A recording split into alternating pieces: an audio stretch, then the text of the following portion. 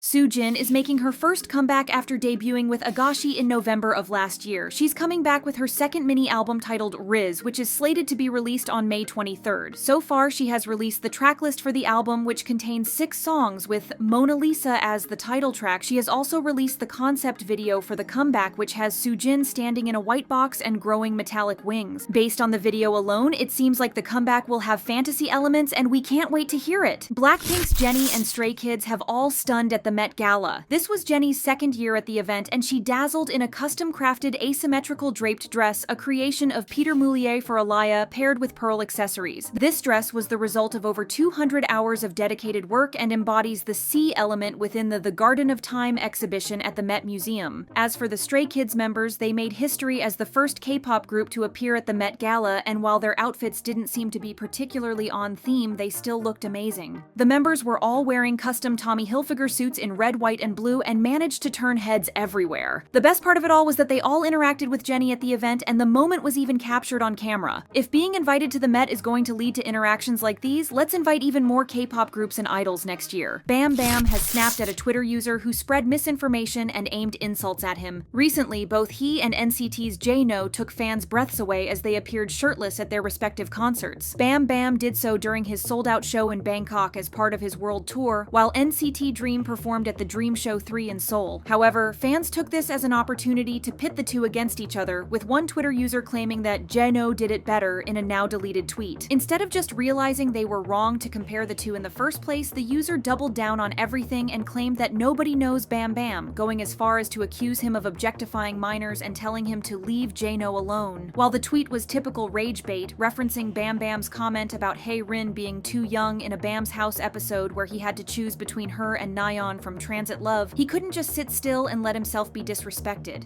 He replied to the user, telling them to shut the F up, which then made the former delete the tweet entirely. However, his response received mixed reactions. As expected, fans cheered him on for defending himself against such awful accusations. Idols deal with so many people who just say things about them without facing any repercussions, so it was refreshing to see an idol actually stand up for himself. As a fan said, "They are gonna twist his words anyway, so he might as well fight back." On the other hand, though, many netizens felt like it was very unprofessional for him to reply to the tweet, especially knowing that it mentioned another idol in it. Many users felt like he should have handled the situation a lot better, especially since the account was only trying to get a reaction, and the tweet he replied to didn't have a lot of likes or interactions in the first place. The tweet also mentioned J-No, so a lot of people thought that BamBam's reply would only invite more hate towards him. Despite that, we can understand his frustration and the fact that it's not easy to watch people accuse you of things that you haven't done. HyunA has chosen the worst time to release music, and it's showing. To remind you of everything, HyunA has been in hot waters lately as she shared that she was dating former Highlight member Jun Young, who was in one way or another tied to the Burning Sun scandal. Although he didn't get any prison time, Jun Young confessed to being aware of Jong Jun Young's secret filming of women and even watched one of the videos in a private chat. This made both Korean netizens and international ones, as well as HyunA's fans, turn their backs on her and criticize her for associating with him. However, even with all the backlash, HyunA has shared that she doesn't really care about what people say about her because she has found someone who makes her happy, and to her, that's all that matters. As expected though, when she announced her first comeback in 2 years, people vowed to not support, and that's exactly what they did. She released Attitude, her first mini-album under her new agency at Area, on May 2nd. In the music video for the title track Q&A, HyunA is seen enjoying a tropical vacation, swimming in a pool, and cruising on a motorcycle through the streets. However, the song or the album itself failed to make any impact and was immediately dubbed as a flop. The music video didn't even reach 100,000 views within a few hours of release, which are pretty bad numbers for a soloist of HyunA's caliber who has videos with millions of views tied to her name. Even 4 days after release, the music video has yet to hit 3 million views, and her streams on Spotify are just as disappointing. The title track, as of the making of this video, has 190,000 streams, while the other tracks haven't even hit 100,000 streams yet. Her results on the charts are just as disappointing as Q&A peaked at 132 on Genie and debuted at 174 on Melon Daily Chart. Her first day sales reached 10,000 copies, marking the highest sales among all her mini albums, so something is going right for her in that sense, at least. She can't blame it on the controversy entirely either, because if you were to ask the netizens, she didn't bring anything new to the table that was worth paying attention to. The comments said things like, "There's nothing wrong with the song, but it sounds too generic," and "She doesn't bring anything new or refreshing. Every MV is just scenes of two people hugging and kissing. It's bland, but the music is okay, just not my taste, so it seems ordinary." None of them held back, and it looks like she's got a long way to go to get back in the good graces of her fans and casual listeners. It isn't only HyunA that's getting lashings, though. On the release day of the album, she celebrated with a release party and invited several big idols. Some of them, at least the ones who posted about it, were Somi, Hyolyn, Heartfelt, After School's Nana, former AOA member Jimin, Jonghwa, Holland, and WSG wannabes Jo HyunA. Many fans of these idols were quite disappointed that they were still friends with HyunA, despite the fact that she's dating someone like Junyoung. A few fans went as far as to declare that they would never support those idols again, making them work hard to earn back their respect. Holland specifically made a tweet after fans started attacking him, claiming that he had no idea who HyunA was dating. He tweeted, "I had no interest in who my friend's boyfriend was or what crime he was involved in, and only discussed it after you guys brought it up." However, this excuse didn't fly well with fans,